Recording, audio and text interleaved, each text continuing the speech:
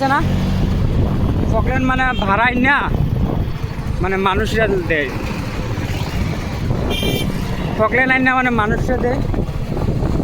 তারপরে দিয়ে তোমার কি কয় তার নিজের একটা আসিল নিজে আসলে কিস্তি দিতে পারছে না দেখে ডিলারে রয়ে গেছে আমিও কাম করছি আমি তোমার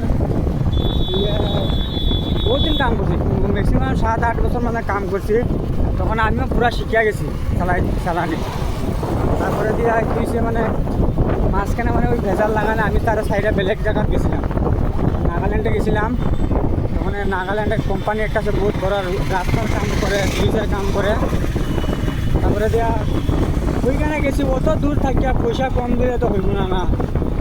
এটা কামে তোমার নতুন পুরানো ম্যাক্সিমাম 15,000 টাকা ফিক্স খানা উনা ফ্রি ওরা আমার এমন জায়গায় পাঠাইছে ওইখান থেকে জঙ্গল থেকে আইতেই লাগে তোমার একদিন লাগে